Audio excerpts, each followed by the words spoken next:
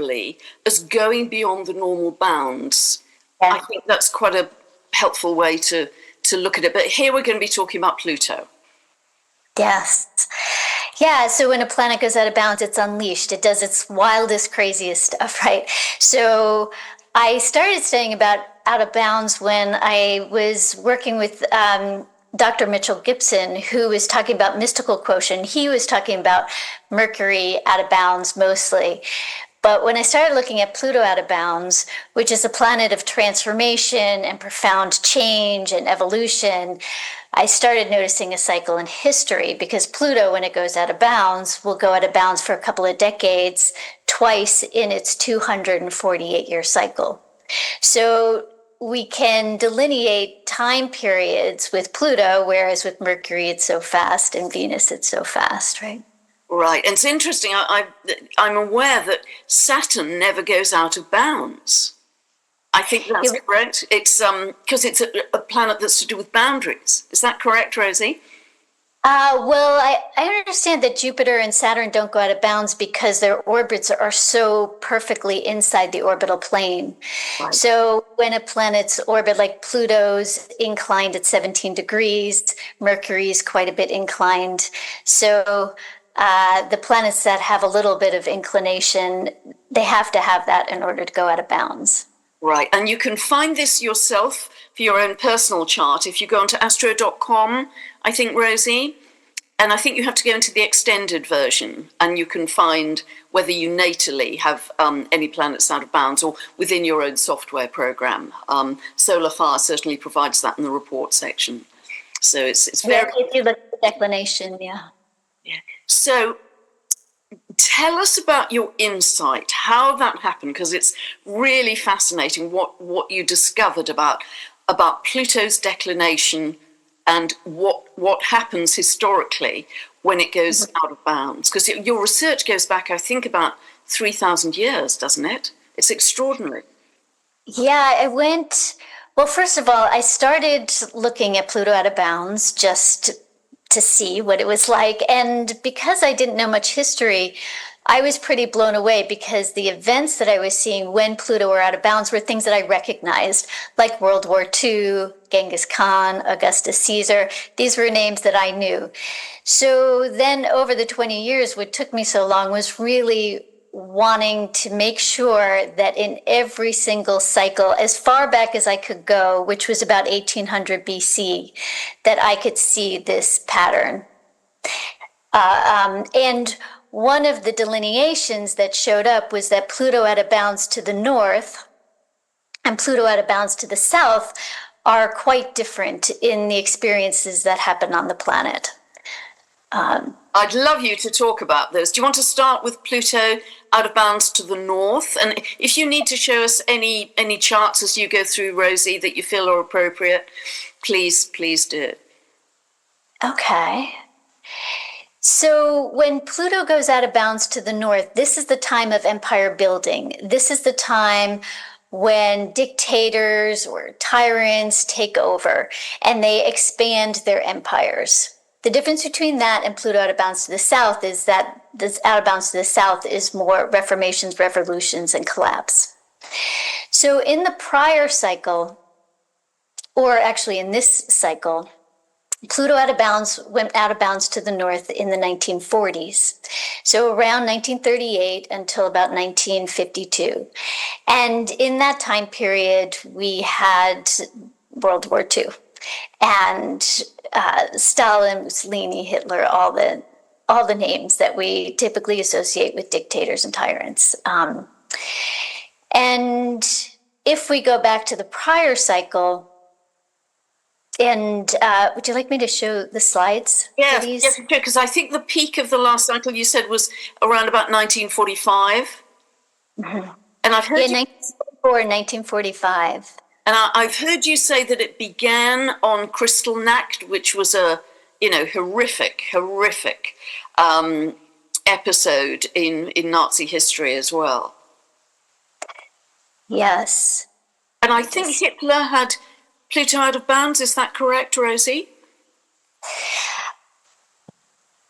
I'm sorry, say that again? I understand that Hitler had an out of bounds planet. I think Pluto, is that correct? He would not have had Pluto out of bounds in his natal chart. Okay. Because he was probably born closer to when Pluto was at 0 degrees declination. Okay, yeah. So Pluto went out of bounds at this particular window of time. And yeah, 1938. In fact, if you track Pluto out of bounds, it went in and out of bounds just a little bit at the beginning of that time period. And it was in bounds during the Anschluss, which was when Nazi Germany moved into Austria without any resistance. But then as soon as Pluto went out of bounds, that is when Germany invaded Poland, and that's really what a lot of historians consider as the beginning of World War II. Yeah. So we see, even just in the minuteness of Pluto exactly moving out of bounds, we see this kind of eruption of power, and I think fear that goes along with it. So at 1945, 1944, the summer was when Pluto was peaking out of bounds, which was the time period of the Bretton Woods Convention, and when the leaders were figuring out how they were going to move forward after World War II, particularly financially. And then 1945 in the summer, during the atomic bombs, when those were dropped, that was also Pluto at its peak of out of bounds. It's hard to imagine the fear, isn't it, at a time like that? That must have been absolutely extreme.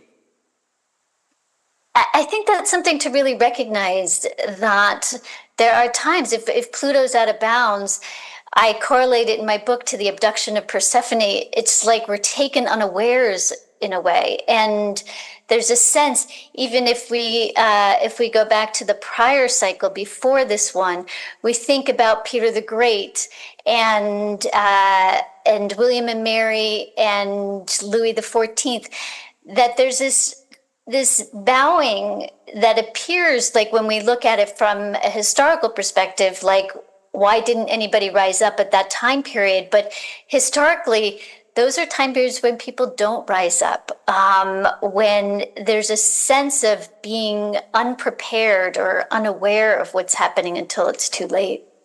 So there's a sense of extreme domination of power, abuse of power. Yes. Very strong top-down power in those regimes where Pluto goes out of bounds to the north. And that seems to be a very clear and distinct theme in all the work you've done. Yeah, I'm going to go back 2 cycles because this one so perfectly aligns. When Pluto went out of bounds, almost to the month, during this window of time period in the 1200s, Genghis Khan's wife was abducted. And it was the beginning of his campaign against the villagers. And at the peak of Pluto out of bounds is when he was crowned Genghis Khan. So there's a lot of times at the peak of Pluto out of bounds when there's an emperor that's crowned. Augustus Caesar was crowned at that time period. We have Tiglath-Pileser and Darius the Great, and lots of conquerors that maybe a lot of us haven't heard of, but that, if you look historically, have been really significant in terms of conquering and taking over lands, countries, cultures. And this has been a very consistent pattern, hasn't it, all the way back? Because you've gone way back, before Christ, and this has been very consistent. Yes, every single time. Even in the time periods that I didn't know anything about, when I looked and I saw that, okay, when you actually read the historical text, they talk about this conqueror or that person, and how much power they amassed in the world at that time. Yeah. One of the cycles that I think is important to be considering that really lines up with what's going on right now is the time period of the Roman Empire. So a little bit equating the US Empire to the Roman Empire in terms of what happened in the cycle. During Pluto out of bounds, exactly when Pluto went out of bounds, Julius Caesar crossed the Rubicon, which was his beginning the war with Pompey and beginning the unsettling of the Roman Republic, which had been formed as almost a democracy up until that point in time.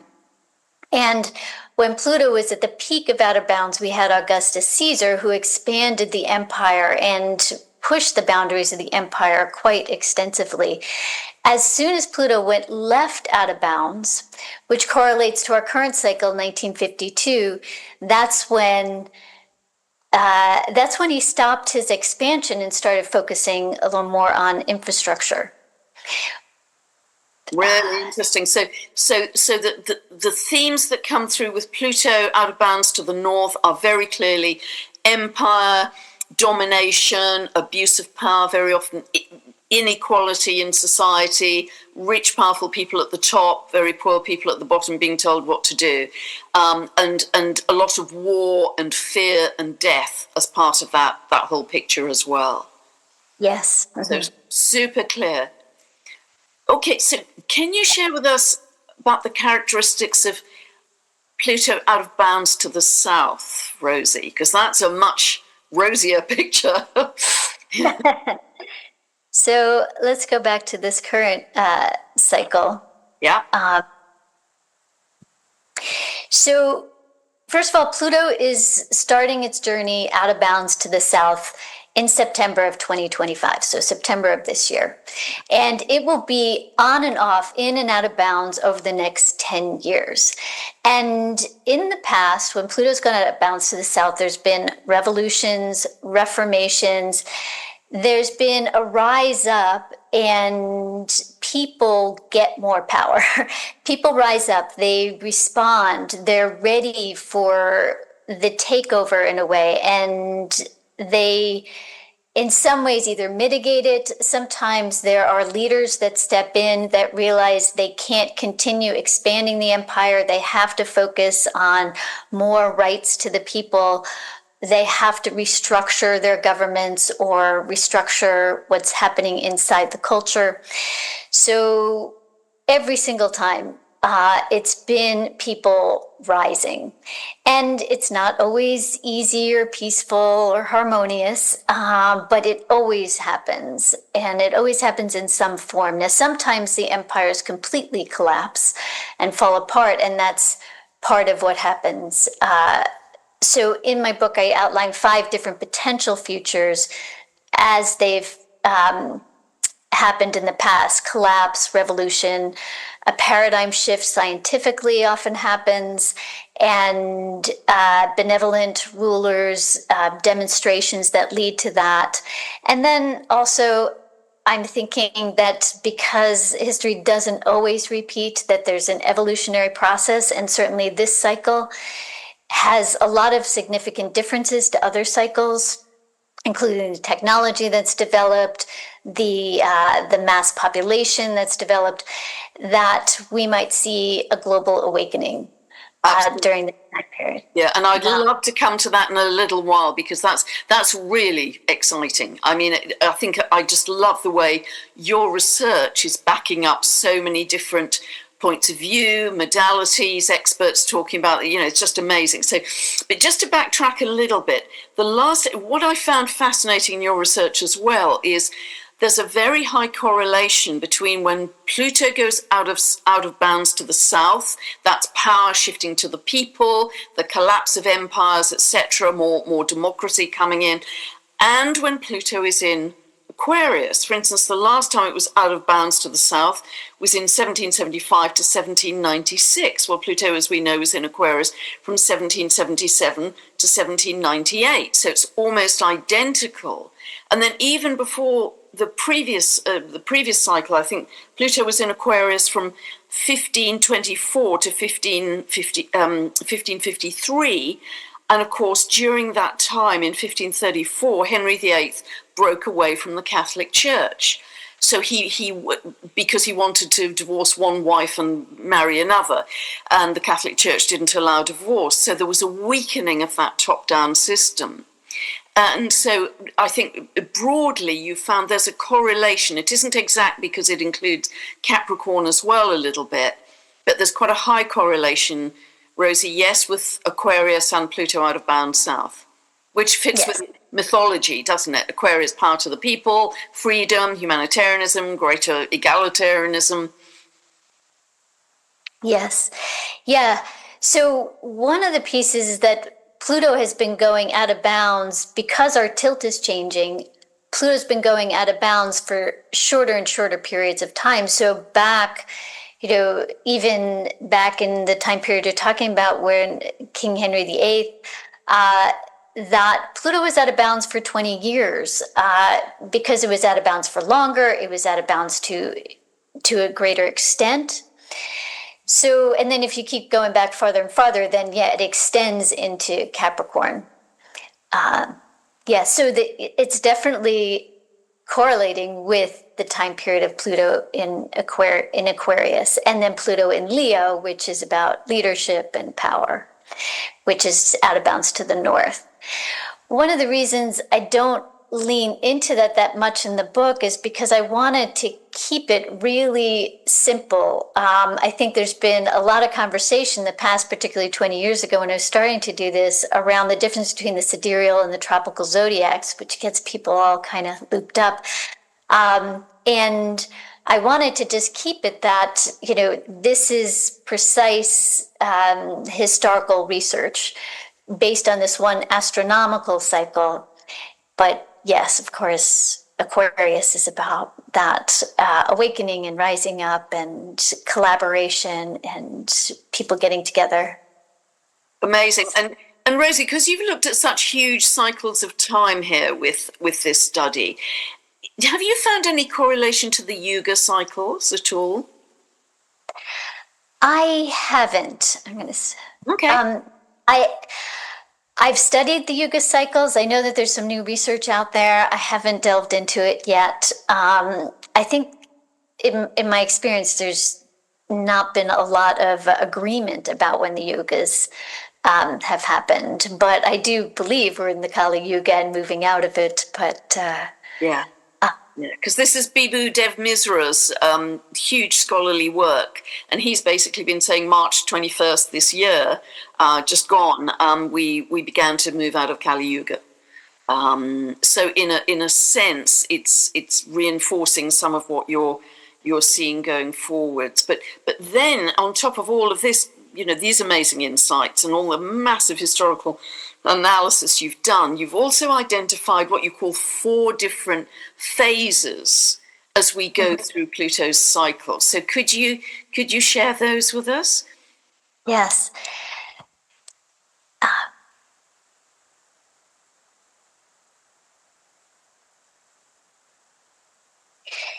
So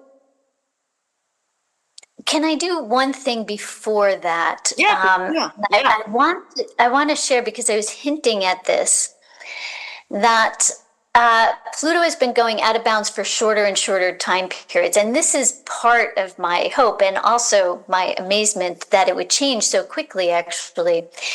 But one of the reasons I think this next time period is so significant is it's the last time that Pluto goes out of bounds.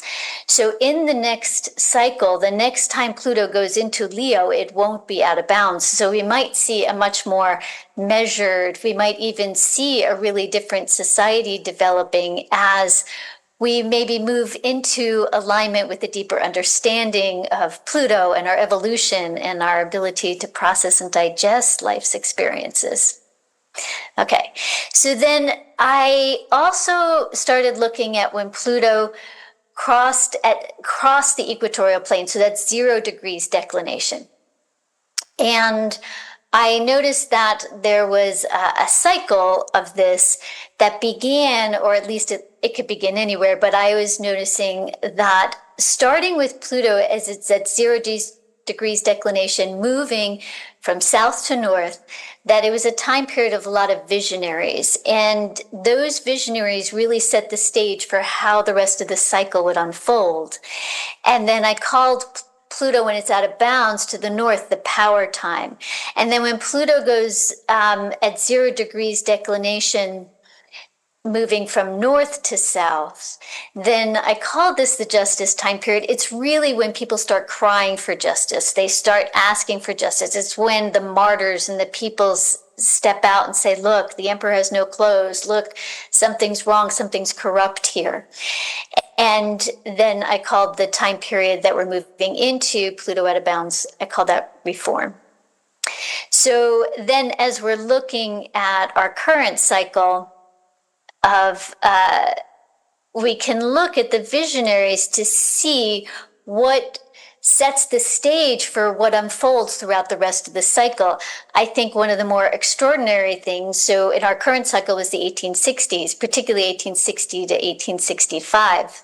And when we look at the science that was happening at that time period, particularly James Clerk Maxwell's equations, which set the stage for all of the technology that we have currently, including, Einstein's work. Everything has been connected to our equations of electricity and magnetism that he developed. It's also a time period of Darwin. It's also when Karl Marx wrote Das Kapital. So we have lots of visionaries at this time period bringing in radically new ideas. And when we get to the Pluto out of bounds, it was also the beginning of computers and Alan Turing and that work that was done. And when we get to the 1980s, which was when Pluto crossed 0 degrees declination, the justice time period, that was a time, we had a lot of uprisings, particularly in the US, civil rights movements. And I'm saying this just because I'm more familiar with the US history. But in the 1980s, there was a lot of underground movements that started. And we had kind of a time period when I think we're tracking a lot of the corruption that we're seeing, at least in the US right now, connected to things that really started in the 1980s. And a lot of that was happening in reaction to World War II. Like there was a sense of people starting to see that we had to change, and there was a lot of activism that was happening in the 1980s. Absolutely. And a lot of times the activism that happens at that justice point are people who some people listen to, but not enough people listen to. So they often are killed or destroyed, like we see Ed Snowden and Julian Assange, like just how punished they are for coming out and speaking out. And that pretty much happens also in every cycle. I also, Rosie, I loved some of the visionaries you were quoting in an earlier cycle. Aristotle, Ptolemy, Kepler, Galileo, Descartes, almost all of them were astrologers, astronomers and astrologers. And they were leaders of their time. And, we still, their household names even today. Yes. They really were massive visionaries. And so much, Ptolemy, I'm still using his rules as my bread and butter every day. He had astonishing insight, most astrologers are. So, the power of what you've seen in this 4 phases of this cycle, I think is quite brilliant, actually. And when you talk about the 1860s and James Clerk Maxwell and all of his calculations about electricity and magnetism, that is so interesting, isn't it? Because we've gone down the road of electricity and electricity meters and paying our bills, etc. But magnetism, as I understand, which I think is where the future lies, is free power, because it comes from the earth, doesn't it? Yes.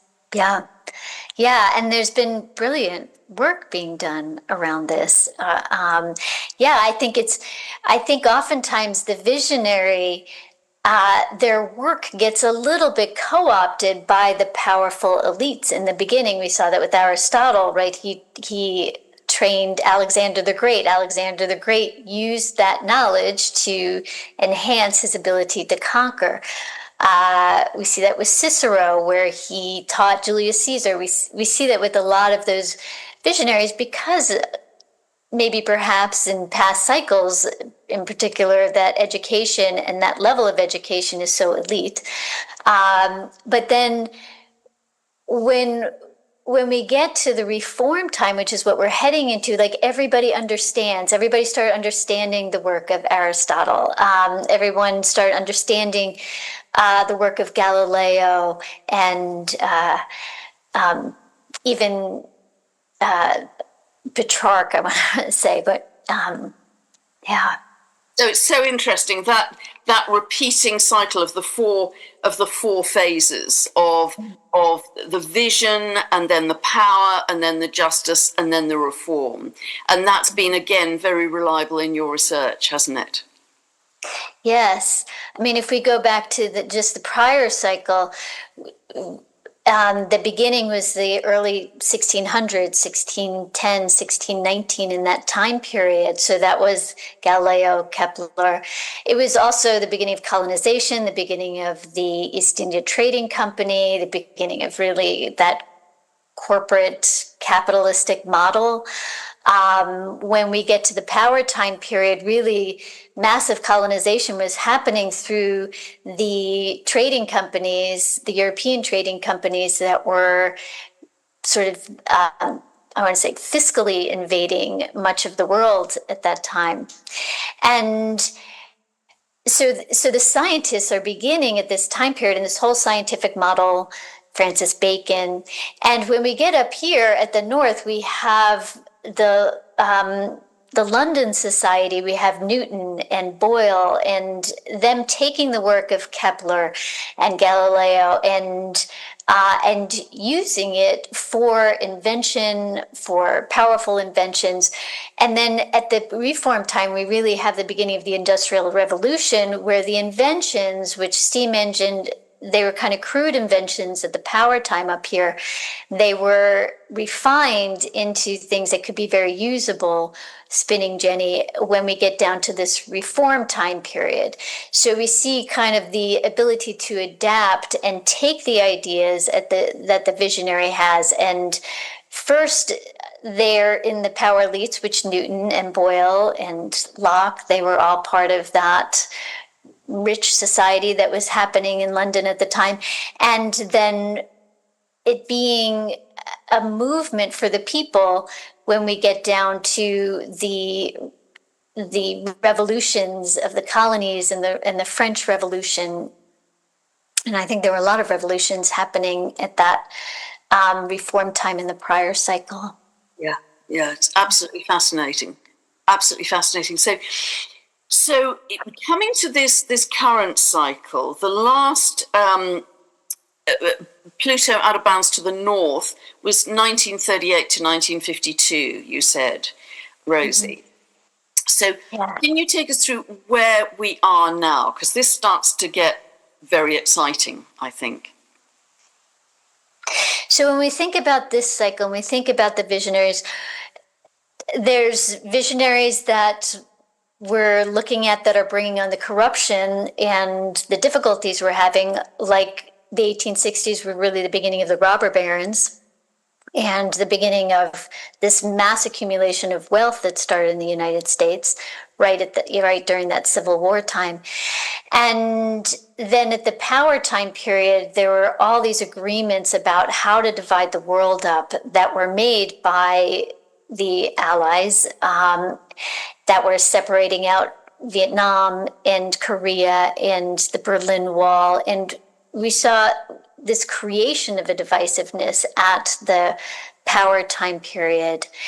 And when we got to the justice time period, it was the fall of the Soviet Union. It was that kind of separation out. There were very peaceful demonstrations that happened at that time period, particularly in Eastern Europe, that were creating a big transformation. And I think that people in Eastern Europe and in Yugoslavia and places where they experienced so much change during the Justice time period are a little more, I would say, emotionally prepared for what's coming, because what's coming is a profound shift in terms of how we delineate the boundaries between countries, between states, between economic systems. So that in the 1980s, we can look to that time period to even kind of dive into what countries were doing. And we can look at what even China at that time period, they were violently suppressing the demonstrations in Tiananmen Square. And in a way, they seem to be taking that information, and instead of trying to continue to create more power that like the US did, it started investing a little bit more and more into the people, and into infrastructure in their country, which was a little more foresight than I think what we're seeing, at least in the US. And I think it's also really extraordinary when we look at Europe through this cycle. We have the beginning of it, which most of these main visionaries were living in Europe. And we have such massive destruction during World War II. And then the beginning of the EU begins at the Justice time period. And thinking about these vastly different cultures who've been at war for centuries and centuries coming together to create some agreements together. And I know it hasn't been easy, and it hasn't always been smooth, and with Brexit, but I think when Pluto goes out of bounds, there's really an opportunity for extraordinary change.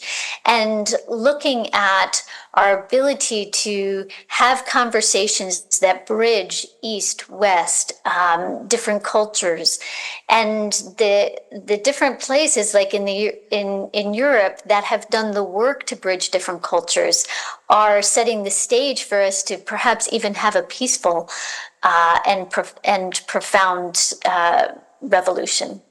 Yeah. And what you have discovered also about this particular period that we're entering, this out of bounds to the south, because previously, as you said, it could have been a 20-year cycle, but Pluto was out of bounds the entire 20 years, the entire time. But we're now moving into a different phase where it is literally going to be just a few months of each year for the next 10 years. I think it starts September the 11th this year into November. Can you take us through that? Because that's to do with the shifting plane of the orbits as well, that you might explain to us. Yes. So even to go back to Pluto out of bounds to the north, it wasn't out of bounds to the north for the entire time period, 1938 to 1952, but it was out of bounds to the north continuously throughout the peak of World War II, 1940 to 1947. Right. So we could even go back there. So here are the dates for when Pluto is out of bounds. And I think because it doesn't last an entire year, I think it gives us a chance to experience the Pluto out of bounds when it's mostly August to December, and then recuperate, restructure, relook at how we want to organize things, how we want to move forward.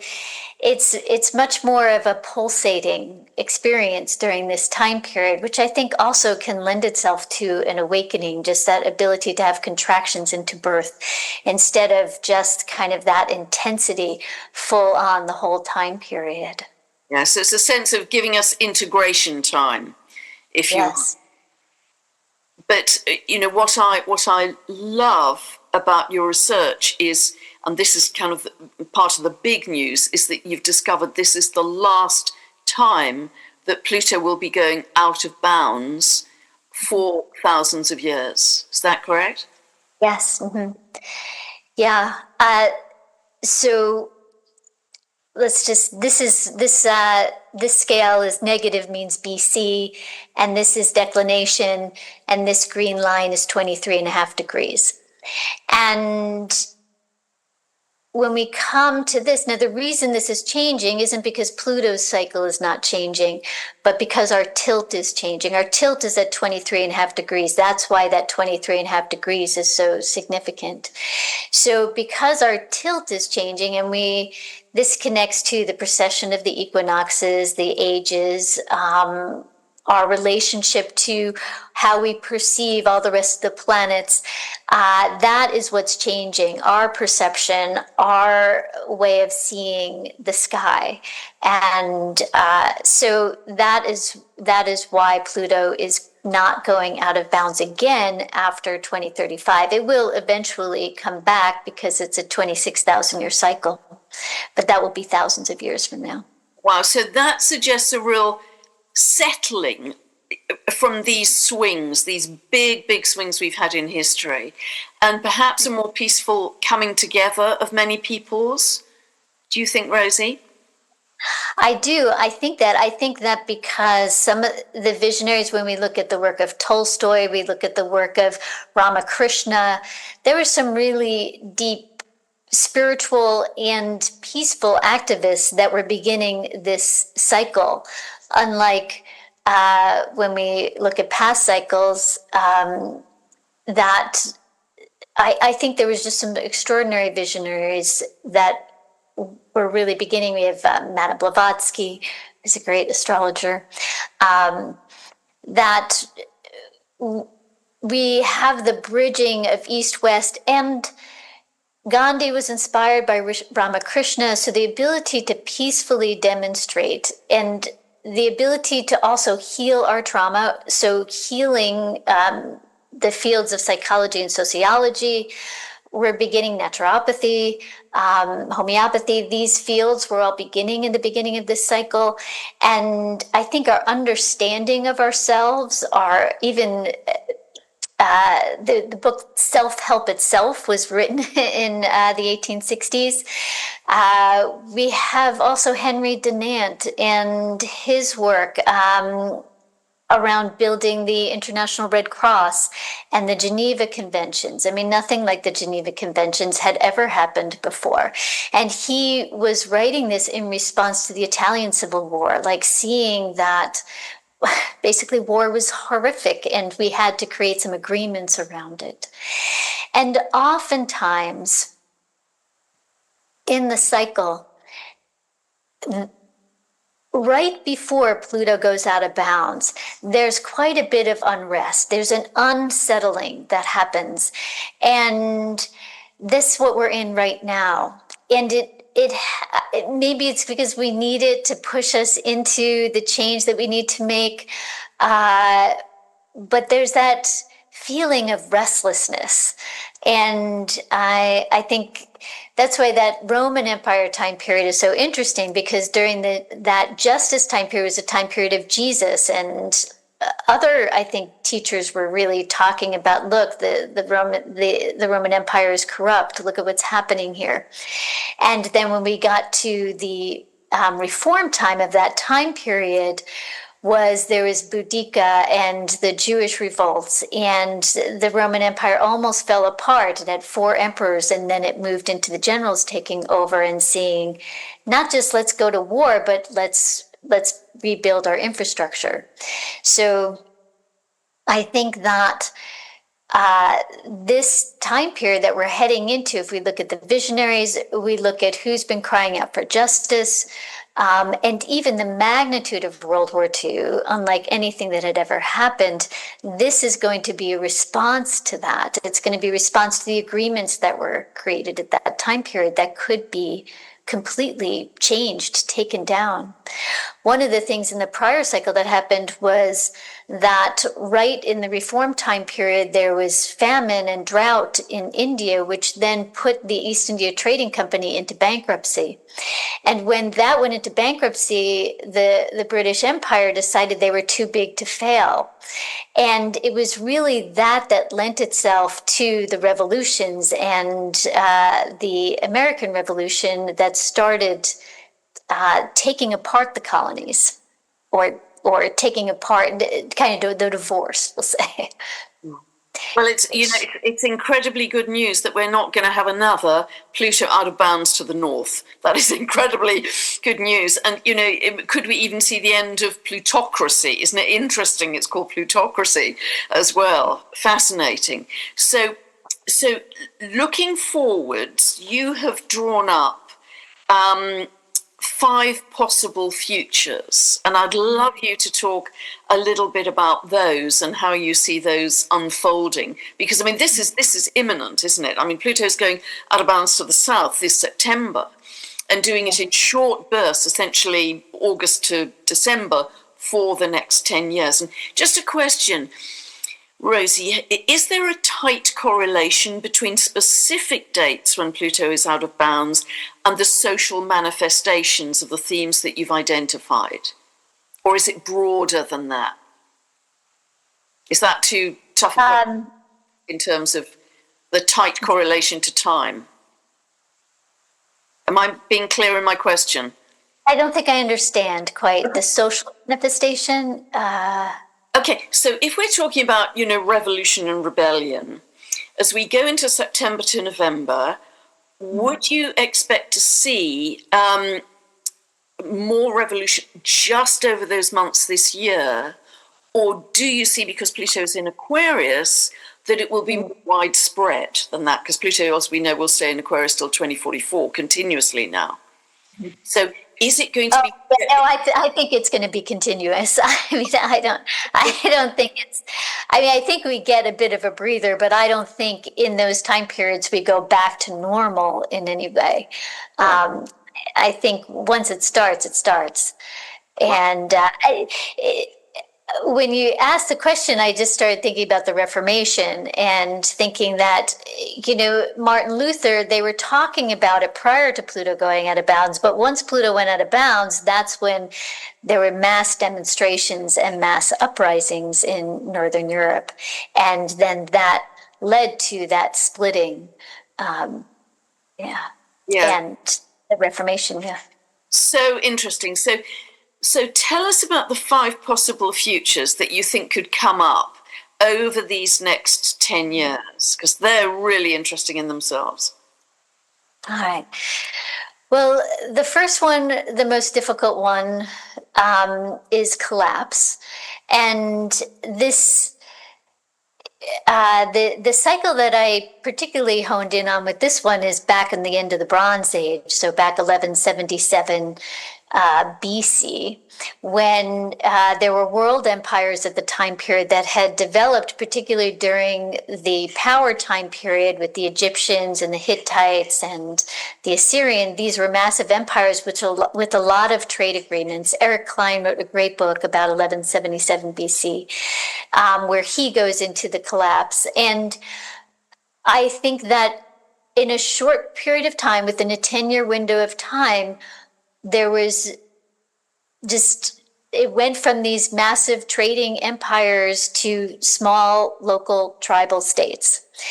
And so I think we might see a splintering. I think particularly since the U.S. has been the major superpower throughout this particular cycle, or particularly since World War II, that we may see a splintering among the states. I think that's already, brewing. And more decentralization. But more decentralization, taking power from the federal government, and that would fit with Pluto and Aquarius as well. Yeah. Yes. Yeah. So, and economic collapse. So that's one.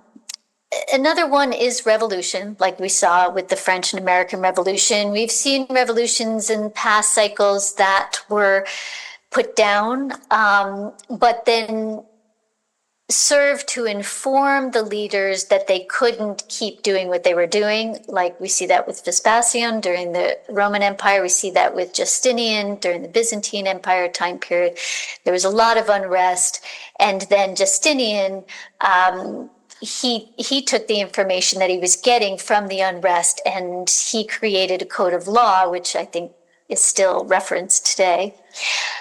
So I think that revolution, that there could be places where it's violent. We are not a peaceful unified people at this point in time, but it could be more like spotty, just in little places here and there where we'll see those kind of violent uprisings.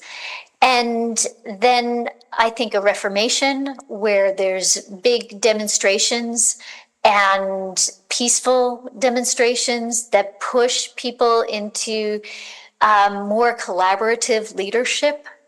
I'm not expecting to see big leaders rise up.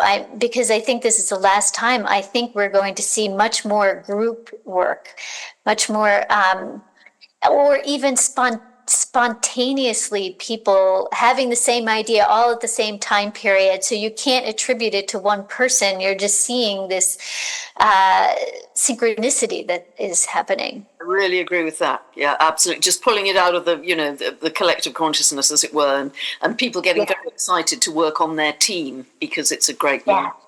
Yeah, I see that very much. Wow. And then the next one is scientific paradigm shift. Yes, and paradigm shift. So this is when the paradigm that's currently here, which is still gravity, atoms, it starts to break down enough that we have to come up with some new ideas and see things from a different perspective. And so I think this could be radical breakthroughs scientifically. And like you were saying, magnetism, understanding light differently, understanding power differently, being able, and these inventions I think people have been working on for a long time. Maybe, even before Tesla maybe, but there's a sense that they've been underground. And I think we will see, even in terms of where there's decentralized power, it can enable people to have the freedom to not have to adhere to certain structures that limit their creativity and possibility. Yeah, I would really agree. And I also think as the need arises, then there's more room for these inventions, free energy devices. I think they're happening in fact, yesterday I saw something on social media where some Australian engineers have built a motor that runs on light. It runs on light. So, free energy was actually invented quite some time ago and then kind of disappeared, but it can easily reappear, I think, because I think a lot of people know how to do that, and that would radically change society. Because I do think the power grids, and I was just saying this in a video I put out this morning, I do think the power grids are going to be very challenged, partly because the solar and wind power is not entirely compatible with the old power grids, because it comes in kind of direct current, which the old power grids have to change into alternating current, and it comes in surges very often. But it's also, I hadn't realized the degree to which AI just absolutely devours electricity, and I hadn't realized that fully. And so that, with the exponential rise of AI, that's going to put great strain on creaking power grids, and the state of the power grids obviously changes from one country to another. But I do think the power grids will be very tested, which will eventually force a shift of the way we use energy and the way we find energy and sources of power. And there may be galactic input to that as well, but I think for sure free energy is going to be a huge jump forwards, and light and sound and living energy systems, which is something Dr. David Clements is talking about. I think the revolution with all of that is really beginning right now. Yeah, it's very exciting. Yes. I know, and quickly, right? Even think 5 years ago, when I was talking about this, I was always like whispering, like you're not going to get it, or I sound a little bit crazy. But now it's definitely happening quickly. There used to be, and your last one was Awakening, which of course I love. And awakening is like a massive shift in consciousness among all of us, moving much more into compassion, love, moving out of denial, moving into a sense that we are all interconnected, this othering that has built up over centuries and millenniums. Like, that we start to really have true compassion for each other. And I think it's even in the conversation as some scientists and very didactic economists, are talking about, like, we have to move out of denial and move into understanding that all of our economies are interconnected, and therefore we are all interconnected. And yeah. So I think that kind of consciousness shift. Also, just really being less checked out, I think, like an ability to be more checked into what's happening more frequently. I think our experience of time is shifting. And as that happens, our experience of what happens in between the events. So I love the definition of time as, what happens in between events. So as more events happen, then we experience more transformation more quickly, and we can stay, even awake more frequently. Absolutely. And I think as consciousness rises, there's a greater ability to stay in the now. And when you're in the now, there is no past and no future.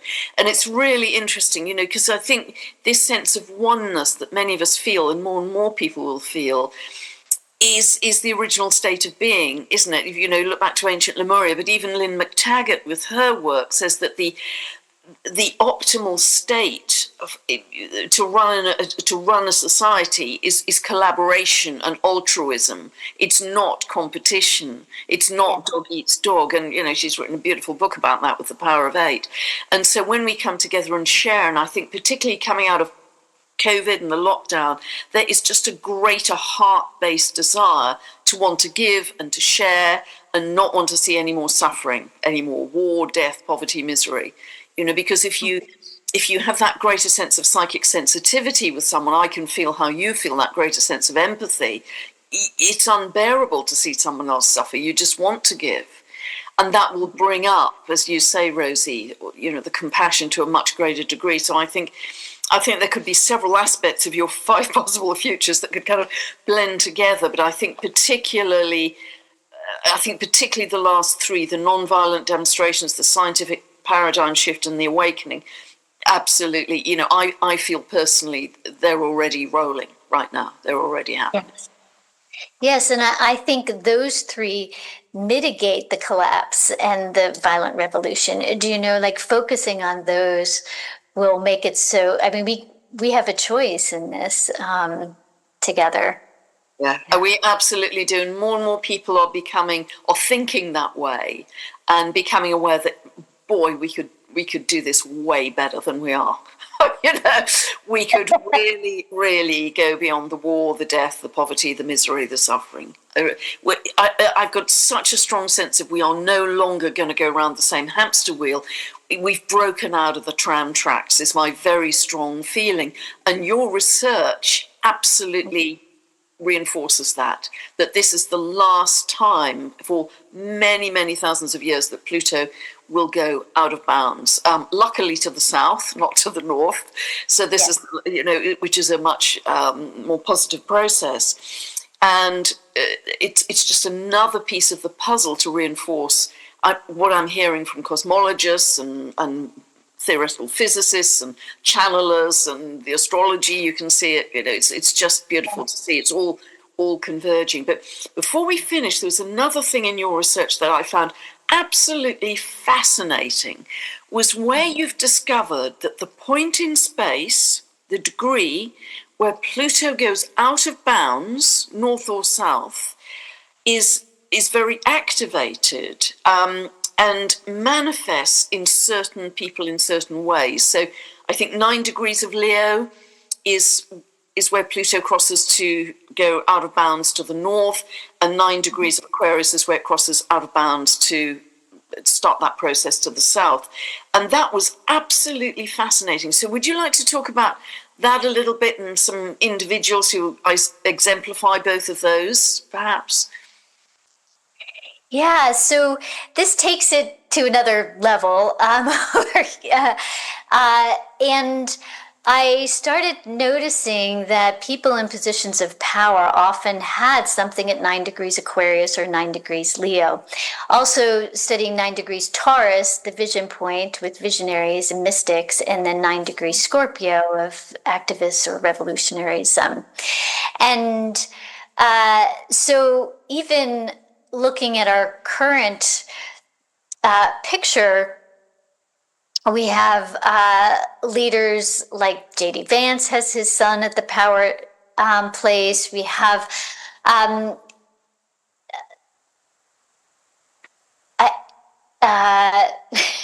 let me pull up my list. Let me pull up my. In the past, with Leo, you were talking about Henry Ford, Mussolini, Obama, people. Yeah. And what orb do you use, Rosie? I use the same orb as the orb for, sorry, let me just pull up my sheet here. So first, here's just what it is. I use about a 5 degree orb for this. In the past, because Pluto would go out of bounds for longer, I might use a larger orb. But I think the closer it is to 9, the more interesting it is. Right. Yeah.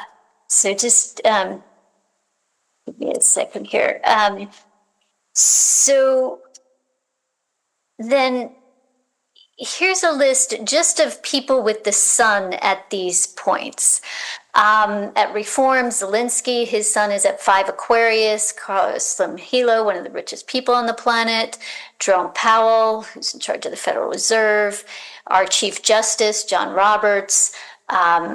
Mike Johnson, who's current head of the House right now here. Oprah.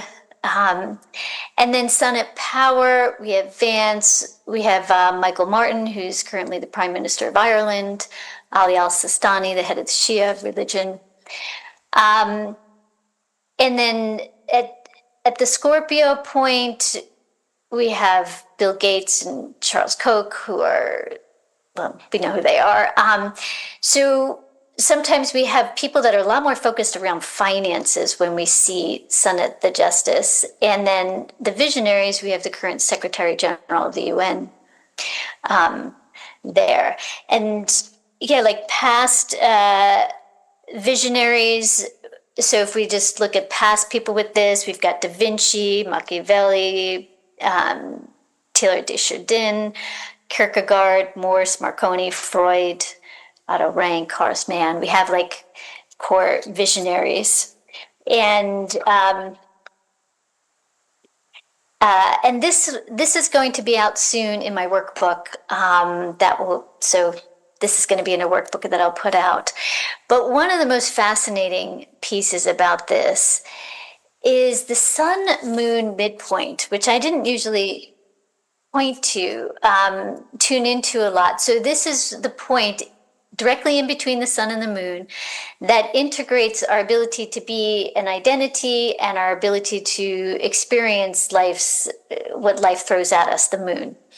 And so we see pretty extraordinary list of people with sun moon midpoint at either close to 9 Leo or close to 9 Aquarius. And I think this is one difference, Rosie, in how that power manifests as well. Leo to Aquarius. Oh, yes. I mean, we see Putin and Musk both with their sun moon midpoint, and the Dalai Lama, Kevin Roberts. So Putin, Musk, and Kevin Roberts all close to that Leo point. We have Karen Keller-Sutter in Switzerland, and BZ. Sometimes the midpoint, it depends a little bit on how close the sun and moon are, how activated the Leo or the Aquarius, because it's midpoint, right? So they're both active. So I look at these points. The sun moon midpoint, you can see the moon has a pretty interesting list of people. Xi Jinping, Ursula von der Leyen, Donald Tusk. When when a planet is there, it seems that they get super activated, like the purpose of the person becomes something that connects into the world. As I've been seeing clients for the last 20 years looking at this point, every time I tell someone, like, I can feel that there's something burning in you that needs to come out, that the world needs. And not everybody has that kind of burning, I have something I have to do here, that kind of accentuates whatever the other purposes that we see through other things in the chart. Yeah, my North Node is at 10 of Aquarius. Yeah. So that makes so much sense. Just feeling called to kind of initiate and this reform time. And in the third house, so it has to be spoken or written. Yeah, interesting. Yeah, and that networking of the third house also that you're doing. Yeah. Wow, it's really fascinating. Because this point, the crossing of Pluto into the outer bounds position is simply a point in space, but it becomes activated. And so that suggests it's something electromagnetic, a little bit like the lunar nodes or the eclipse point. Yes. I mean, I think if we think about the magnitude of the Kuiper Belt itself and how much that they're starting to understand it's a toroidal field, it acts like a toroidal field, it has an incline. So not only is Pluto inclined, but Haumea is inclined, Makemake is inclined. So a lot of these Kuiper Belt orbits are inclined in the same direction or roughly the same direction. So Pluto is marking those points, but it's not the only planet or dwarf planet that's marking those points. And so it is pointing to something that is maybe outside of our purview at this moment in time. It's like an indicator point of, okay, we're in relationship to this Kuiper Belt orb. And what I think is really fascinating is, as we know with eclipses as well, don't we, Rosie? That eclipse degrees become hot, they become activated, and when another planet crosses by that, even though the eclipse is long gone, there's some kind of reactivation of what was happening at the eclipse. And so, is it that birth charts and our charts of any moment are actually electromagnetic maps? Absolutely. Yes, because I mean, we all look at our nodes, right? And that's just, that's a point in space. That's like an activation point. Even looking at a sun moon midpoint is an activation point. Yeah, absolutely. I use that a lot for relationship. It's very powerful in relationship.